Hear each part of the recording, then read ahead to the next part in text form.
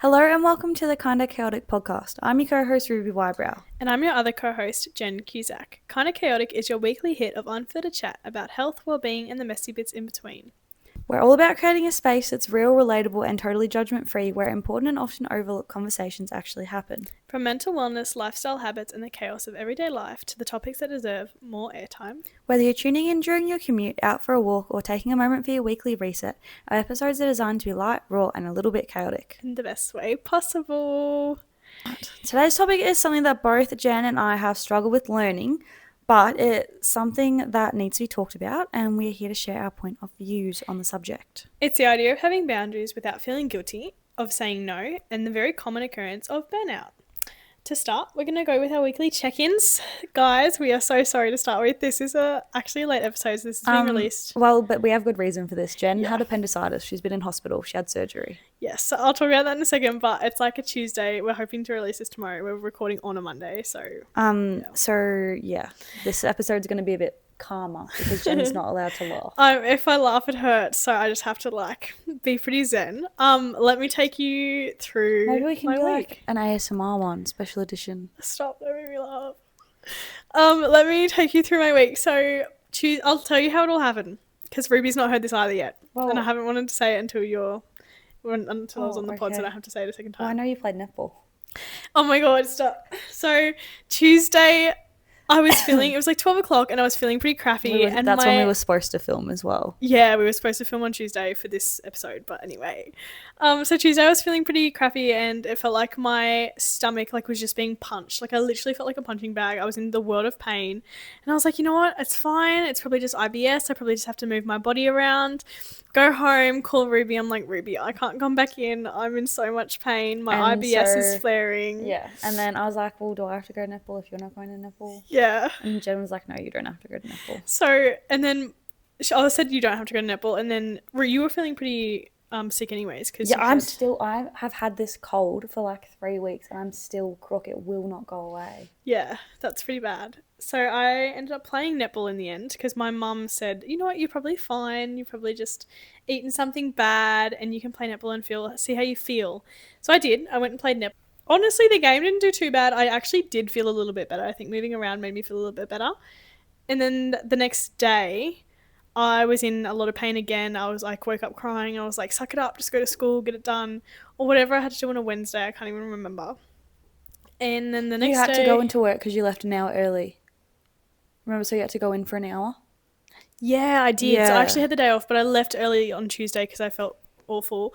And then I came back on Wednesday and I went in for an hour and a bit just to sort some things out for Thursday because I had to run the inter-school sports basketball. And I ended up I went Thursday. Wednesday I felt bad and I was like, you know what, give it one more day, see how I feel. Mind you, I was meant to have nationals just gone in Bendigo with the Accelerated Women's Coaching Program. And then I ended up doing Tuesday. I was like, leave it from Tuesday to Thursday. Thursday came around. I felt awful again, like it was just getting worse. So I still just pushed through, guys. I don't really listen to my body. I'm trying to. And then I was reffing basketball games. I was organising this thing and I was just having to push through it and stuff. And then towards the end of the day, I was like, you know what? I can't do this. I need to go to the doctor. So I called an emergency appointment at the docs. And then when I went there, he was feeling around with my tummy. He pushed somewhere. I squealed, and he's like, "Okay, you need to go straight to emergency." So I went to the emergency hospital at 3:00. It was pretty awful. Obviously, going to emergency, you're going to be there for a while. Oh, you wait for so long. A quick trigger warning: the following segment may contain sensitive topics. Please skip along. Probably the most traumatic part about the whole experience was getting needles. I used to be shocking with needles, and then for some reason, I've gotten better with needles, but for some reason, it always takes at least 2 to 3 goes to get a needle into my vein. It was like my veins would run away, and I hadn't drank much water. I hadn't eaten the entire day. I ate a slice of toast at 7 o'clock in the morning. Didn't even finish eating that. Went the whole day Thursday, and it drove myself to emergency. In Wang, I was there from 3 till about 11 o'clock, and I felt kind of bad. And literally, that's not your fault. Well, I have 10 holes in my arms right now. Well, it's not your fault. Took 10 goes. Anyway, because it had the cannula thing where they get the drip. Yes, yeah. Anyway, had to be moved. I stayed overnight, had to be moved to a different spot in the hospital where a doctor could assess me and see what's going on and things. He finally got the cannula in, I finally got my blood work done, stayed the night. I still haven't eaten, wasn't hungry at all, which is weird for No. me because I'm like someone who loves to eat. Yeah, but probably because of all the stuff going on. Yeah, I'd say I was like in a bit of stress. So had actually a great time in hospital. The people were absolutely beautiful, so shout out to them. But when it came to my surgery, so I was told that night, oh no, the next morning, early in the morning, it was like 7 o'clock, and I was told that I would have to go into a surgery later in that day. They're not sure when, like it would be emergency, like it's just whenever there's a spot you can go in. My appendix hadn't burst yet, so I wasn't actually in the amount of pain that I could have been in if I had left it. And then they took me from where I was staying to another room, then from that room to, they call it the theatre room where they do the surgery. Yeah. I was just hysterical. I just could not stop crying. I could not pull myself together. I was so nervous to actually go under. I've never been under for surgery. No, it would be so stressful. Like, you know, if you plan something, like you can build yourself up to it. Yeah, and you had no idea it was coming. I had no idea. I was just so stressed. Like I had a day to wrap my head around the fact that I was going to go into an hour and a half surgery. Anyway, it's a very, very common surgery, and anyone that's had it would understand what I went through. It was a lot. And then, yeah, I just went surgery, came out. Apparently it was just saying just random stuff. I don't even remember half the things that happened. Did your mum film any of it? No, I wish she did, because I remember waking up and my head, I swear to God, I was like awake for a second, then I was like knocked out, and then awake again and then knocked out. Like, that would have been so funny. She should have filmed it. I remember actually they told me that I was talking in my sleep. Now, mind you, the anesthesia guy came and spoke to me, and he was pretty cute. Oh no. So I was just like stressing. I was like, I hope I didn't say that. Like, they wouldn't care. Really, they would just think it's funny. That's the thing. They came up to me and they're like, you were talking all throughout your sleep, and I was like, oh, what was I saying? And they'd like, no, we're not saying what you said. And I was like, what? I was so scared. So just like, because how funny it would have been. But when they went to put me into the room, I told them, please don't give me the anesthesia until I'm ready, because however you go in, you're going to wake up feeling that way as well. So if you go in feeling scared, you're going to wake up scared. I didn't know that. So I was like, I'd been told this already by one of the ladies in town, and I was like, can you please just let me at least calm as much as I can until you put me under. Anyway, and he goes, yeah, no stress, the anesthesia guy. He's like, look, this is a happy thing. This will just make you happy and make you feel okay. Like happy gas. Have you ever had that when you go to the dentist? I have, but I don't think it like works like amazing on me, because I never feel like the happy that everyone says I never felt happy. I would just always hear elevator music. Really? That's so random. This is so off topic, but I had a lot of dental issues growing up, so I was always on it. Yeah, okay. Anyways, not about me, bad Jen. No, that's quite funny. But like, apparently I had happy gas and stuff. Yeah.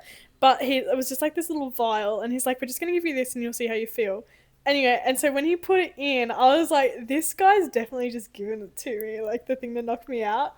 I was so stressed, and apparently I was saying everything that I was thinking. Oh. So in my mind, I was like, this guy just tricked me, and he's just put me to sleep. And I was saying what I was thinking, but I meant to say then. And then I was like pointing at him, and I was like, you cheeky bugger. Like, apparently I was just going crazy. I'm just so embarrassed, but he was really cute. Oh, and it's fine. I remember watching him laugh. He would have been like 45. No, he was like 28. I asked him. Yeah.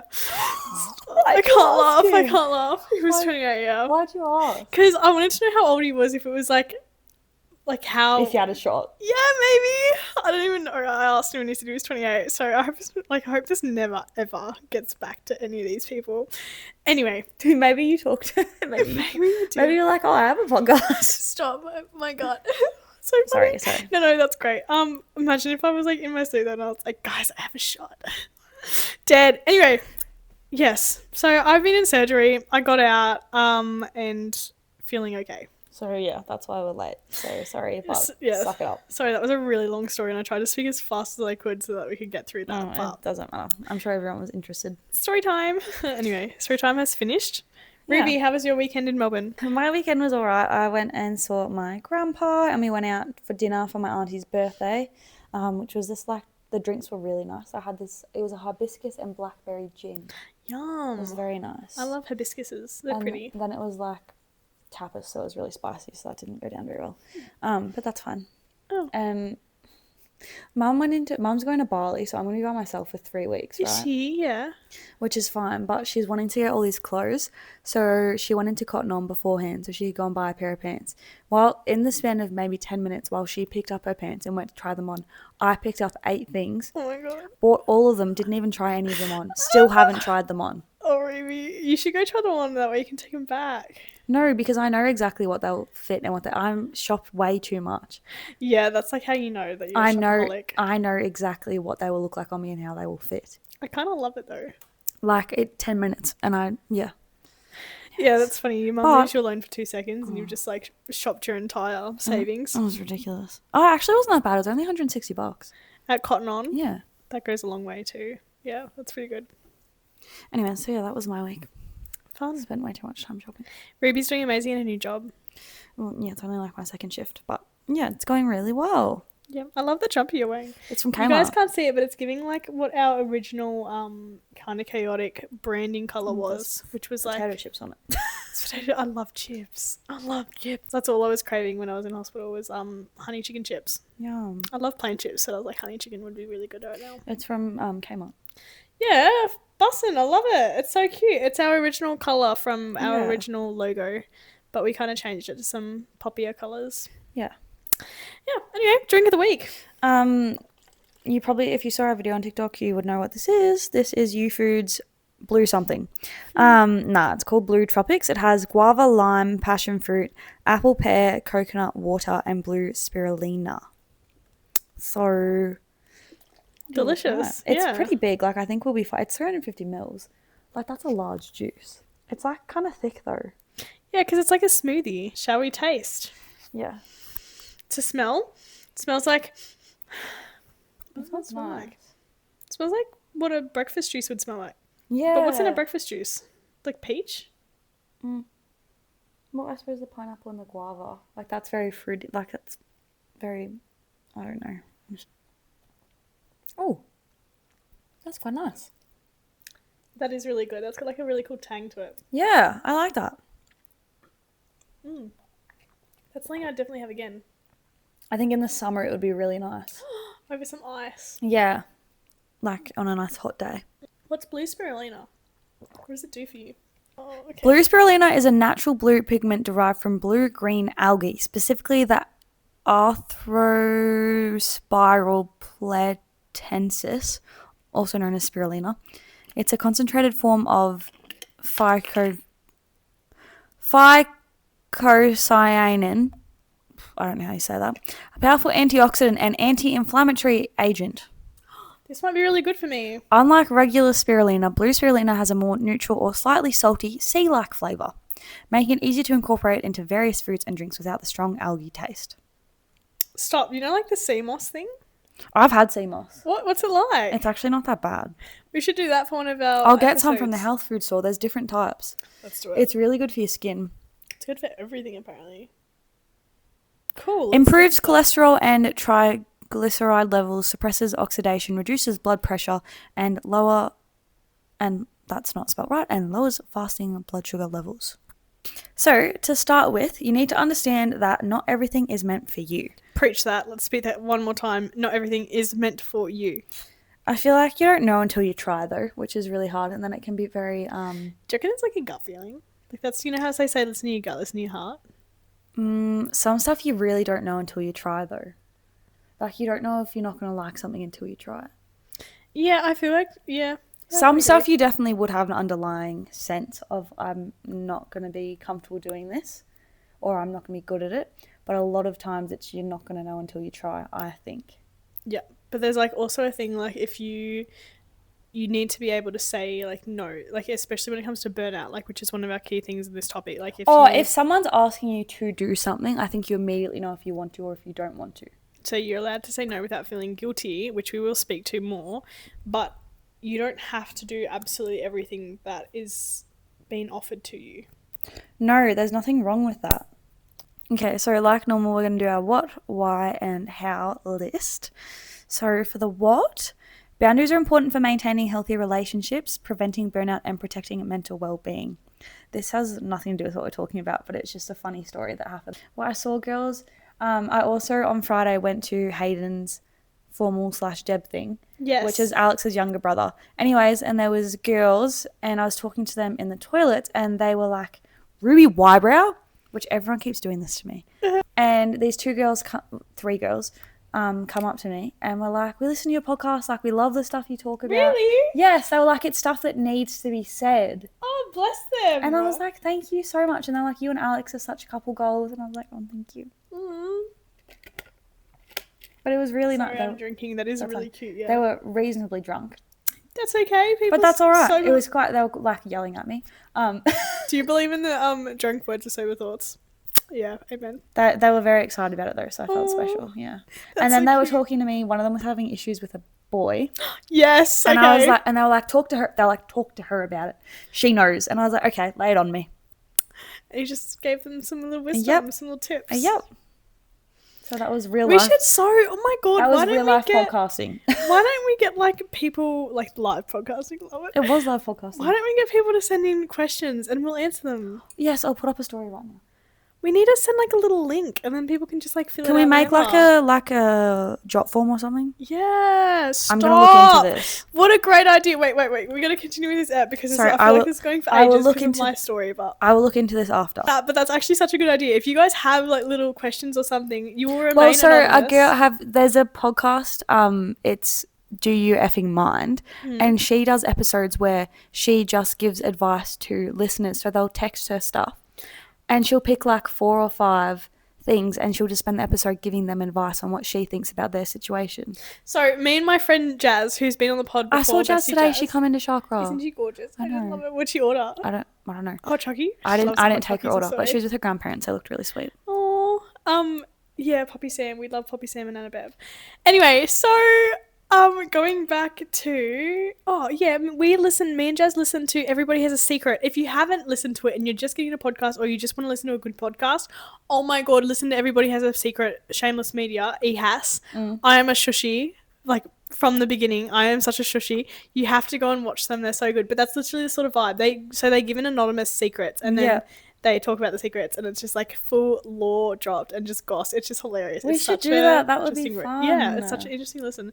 We can do like one at the start of every single one of these. Yeah, that would be really fun. Guys, we're going to do this. We're actually going to do this. So please have a look in hopefully our bio or we'll post. Or what we could do is we could drop what the next week's episode is going to be about and then they could tell us something related to the episode. I like that. And that's how you could like literally just drop the name. Like don't drop obviously all the information. Yeah, obviously. No, yeah. But, that could be interesting. Stop! Yeah, I'm loving it. We're going to do that. That is great. Anyways, shut up now and talk about it. Yes, okay. So our what we talked about was boundaries, being able to say no, preventing burnout, and protecting mental well-being. Our why. So the whole reason why we want to talk about this is because boundaries protect individuals from overcommitment and overworking. So this will help them manage their time and energy effectively while also setting clear expectations in relationships, which also improves form of communication. These are very important things that need to be addressed. Yes. Sorry, I don't really have much to say. That was quite a serious tone I was just speaking in, wasn't it? Yeah. Okay, and then our how is understanding your limits, listening to your body and speak to it, which is something Jen should have done. Yeah, we'll come to that. So, guys, if you feel like you have appendicitis, go to the doctor. So then your next one, which we talk about all the time, is goal setting. So on here specifically, somewhere you can refer to it and see it every single day. So I know they do it on TV all the time, is they write things on sticky notes and stick it on their vanity. I have a whiteboard marker and I write it on my mirrors. Yeah. I love it. Yeah, they stick it on their mirrors because then you're actually looking at it every morning and consciously Stop, this is hilarious because we're going to do an episode about men. Of course we are. It's going to come up eventually. I was going through a breakup. Oh, yeah, we do have one. It's literally called Men ... Oh, men. Men. I was going through a pretty rough time with a breakup and stuff, and the one thing that has always stuck with me, I'm a big Friends watcher, and I watch Friends on repeat. I just love Friends. But when Rachel goes through her breakup with Ross and she goes, I have my girls. It's I don't even want to talk about that. Ross is an idiot. Oh, can't. Anyway, he's underrated, but I also think that Ross can be so silly. But the part where she said, I have my girls, I wrote that on my mirror sweet. And every morning because it was literally a week before exams started. Anyway, that'll be talked about in another episode. Stay tuned. But I wrote up on my thing, I have my girls on my mirror, and it literally got me through hard times. This is about that as well, and I'll mention it again like more in detail when we have that episode.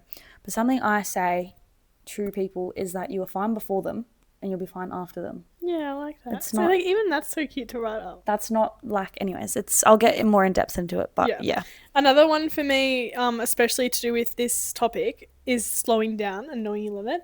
So for me, I had my next 10 years planned out. I was someone who was so I'm still pretty type A, but I was so type A that I had everything that I wanted to do, and now I'm trying my hardest to live by the flow. Feelings, actually. What? No one commented on our post about us as characters.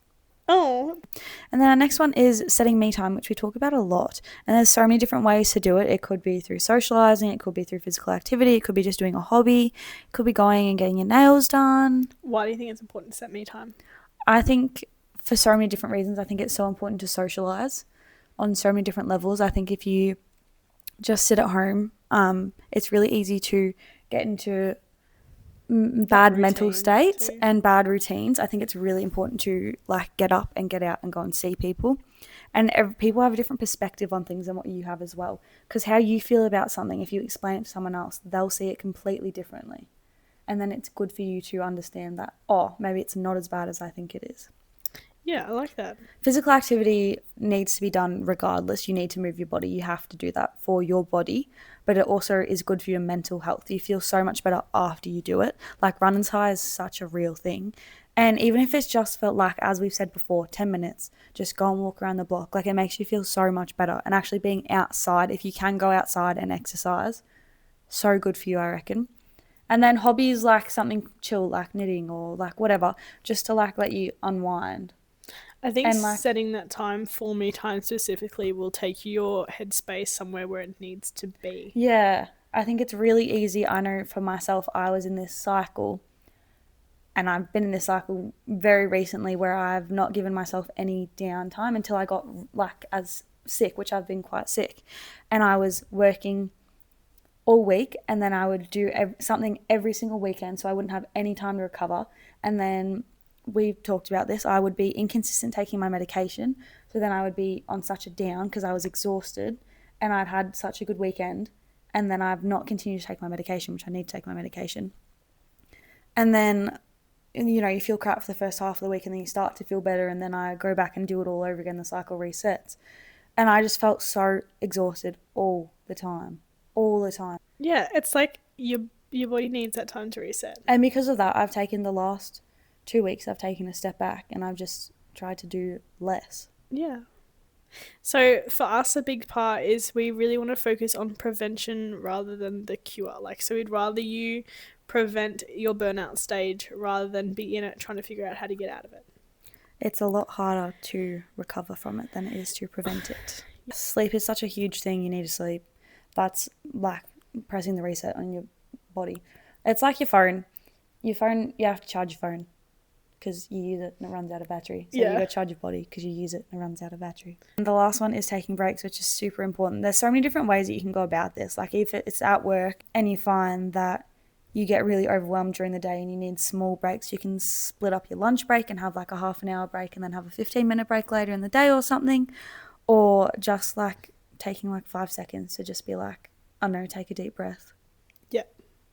Just like figuring out your mental state. Yeah. Like the signs that we talked about not long ago, we were just chatting and we were saying like when we're stressed, you said you hold it in your eyebrows, like you'll feel it. Is that right? Yeah, I feel it in my shoulders and I have to like take a breath. Like I feel it in my face and I feel myself like clenching my teeth. Yeah.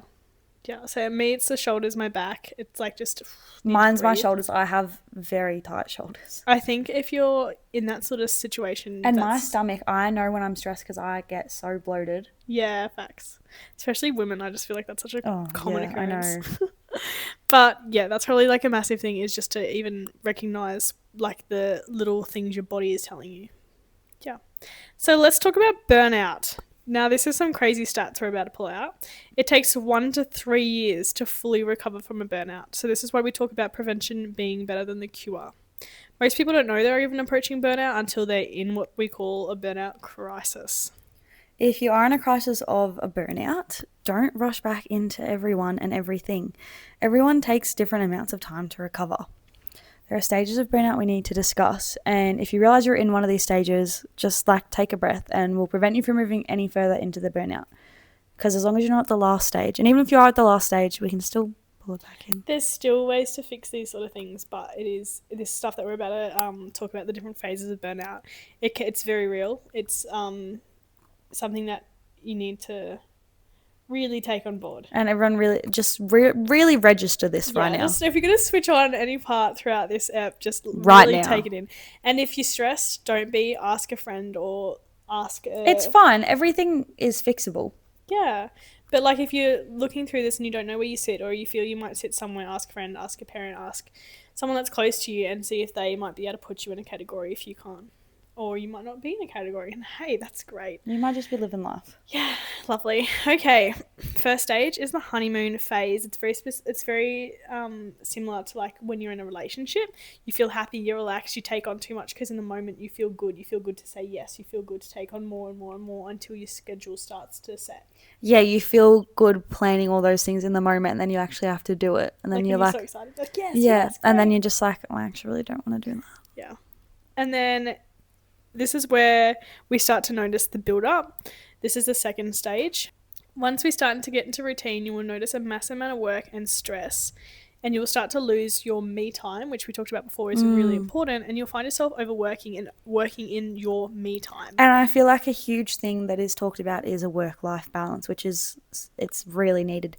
And a lot of jobs, like I know for teachers and people that do like paramedics and all those sort of things, it's really hard to have set time because your work comes home with you. Yeah. But you need to block out time. That is actually so real that you just said that, because it's so true. Like so many people, everybody's job pretty much you're going to take home with you. Yeah, it's really hard to walk out and not think about it. And so many people are like, oh, that's the easiest thing to do is you just, as soon as you walk out that door, it's just all behind you. It's like, no, yeah, it's actually it's not. really hard to not bring stuff home with you. Yeah.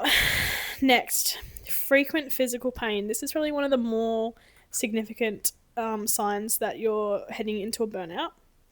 So this is where we need to listen to our body. So due to the buildup of stress, you will experience physical pain like headaches. Some people get migraines, joint pain, and a massive indication will be loss of sleep or interrupted sleep schedules. So something that was happening to me, I've been better recently, but while I was so exhausted, I was sleeping like crap, which didn't make sense to me because I was so tired all the time. But I was having these really vivid dreams and they were horrifying. Like they were stuff, I get them all the time. But they were actual real life stuff. Trying to go to work, and then I was driving to work and something happened, and then I was late to work, and then I couldn't get a park, and then I hit someone's car, and I was like crying, which has happened before. It's like real things that could happen that I'm stressing about while I'm sleeping, because they say when you sleep, like you dream about all the stuff that you have been thinking about throughout the day, which I don't know why I'm thinking about hitting someone's car. But obviously I'm having those dreams because I'm so worked up internally. Yeah, and you'll take, like, even if it's just one thing you dream, it's just going to lead on. So yeah, you don't know where it's going to go. Yeah, I have heard about that as well. For me, whenever I get really tired and like in deep sleeps, I'll just have like the craziest of dreams. That's where I was saying, oh, I get them too, but like I don't like, not like that. Not real life. Mine are like proper things that could happen. Yeah, okay. I feel like that's something probably a lot of people could relate to too. Okay. So due to stress, your body will tell you you're either going to start waking up in your sleep schedule is going to be at a bit of a whack. You'll get headaches, migraines, joint pain. Even in your lower back, you might feel that really That is a tight. huge tension area. Another really big tension area for women is your jaw. So right here on your jawline, a huge thing we're taught through facials is in here. You carry so much stress. Yeah, right. Mine's pretty good at the moment. Yeah, right in here. And a lot of people will find their glands back behind their ears will get very blocked up. Funny, I definitely can resonate with that. That's crazy. See, look at you, teaching me something new every single time. Yes, you do. And the next one is chronic stress. So did we talk about this before, the line of tolerance?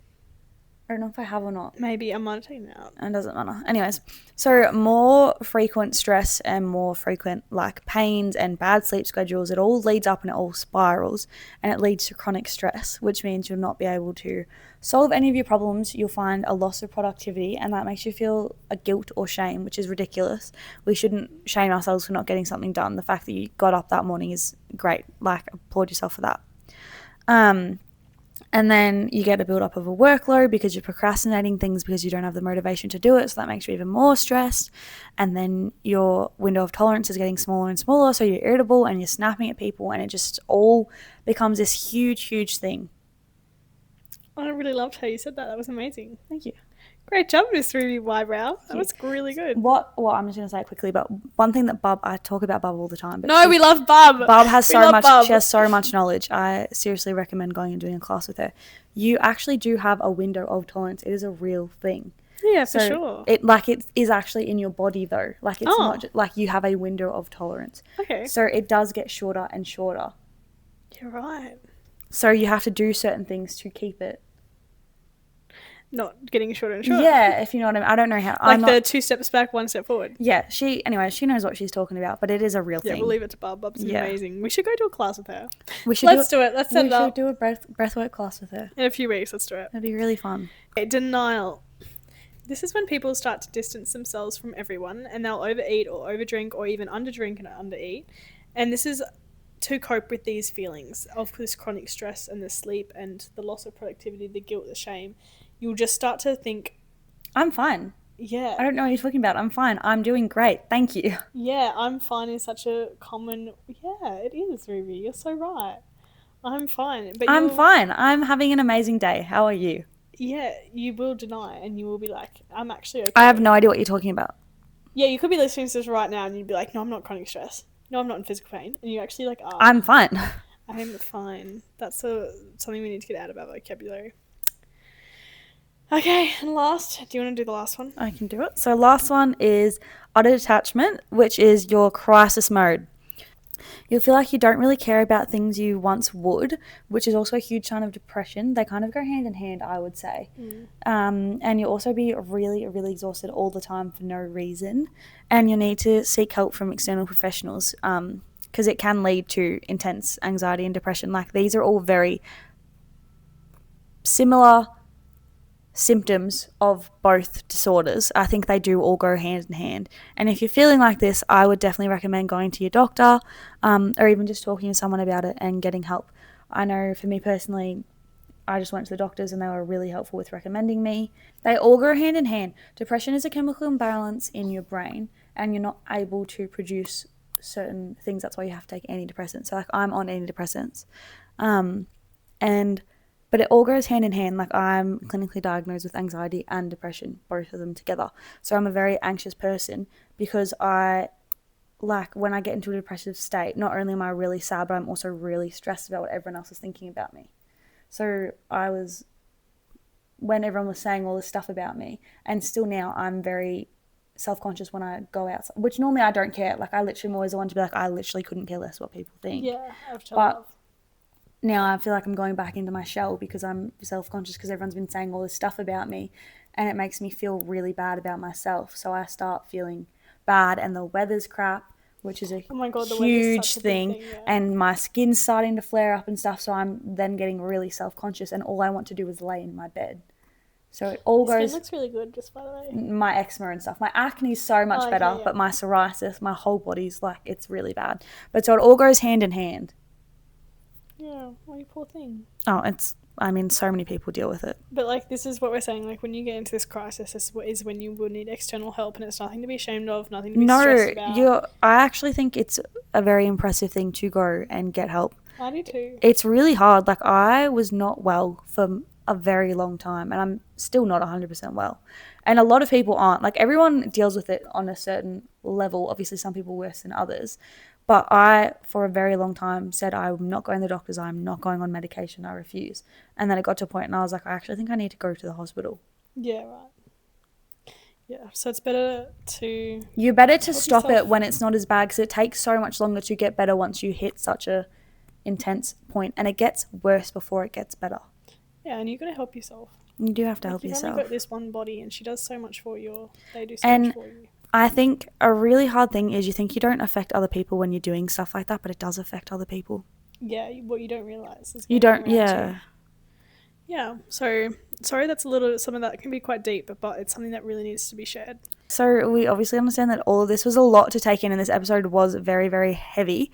And we both would be lying if we said we haven't found ourselves in one of these stages in more recent months. I think, as I said before, obviously I was doing way too much all at once, and then I was just exhausted all the time, and my body was sore, and yeah, I was just stressed, and everything was building up.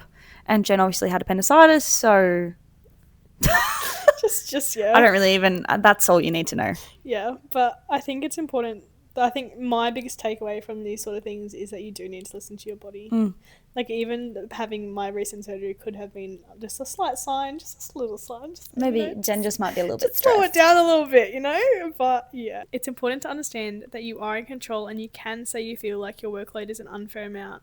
You can put yourself mentally, physically, and emotionally first, and most importantly, you can say no. I think it is really hard as well with like the culture nowadays to be like, I am working way too much. Like, I know for myself, I've taken a step back from, well, I'm going to take a step back from doing some of my really long hours. Like, I stopped doing a Saturday, and I was like, I really need the money, but I'm so grateful that I've taken the Saturday off, and I'm having 2 days off a week now. And then you look back and you're like, how did I even do that? Oh, I know. That's probably the most scariest thing for me, is looking back and being like, what were they putting Why was my I body doing through? myself? Like, yeah. And I'm so grateful now that I have 2 days off a week. Yeah. Like, you need that. You need to have 2 days off a week, you guys. And make sure your work hours, like, fit in with your routine. Yeah, facts. That's all I have to say. I remember a lady told me, look, it's a bit controversial, but it feels a little bit true. When you have a job, they should be working for you. Like, you should be loved in your workplace, and Absolutely. they should be working to keep you there and keep you happy as much as you are trying to keep them happy.